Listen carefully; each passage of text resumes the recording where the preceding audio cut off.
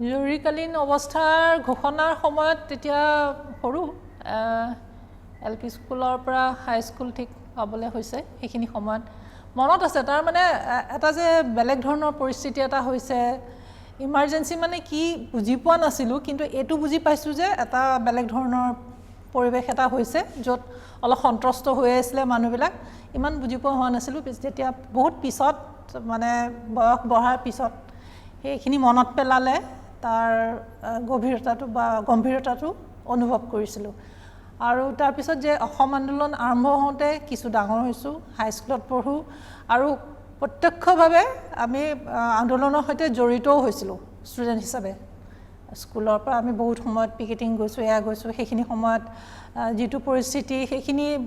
মনত আছে এতিয়াও মনত আছে সেই ঘটনাসমূহ মনত আছে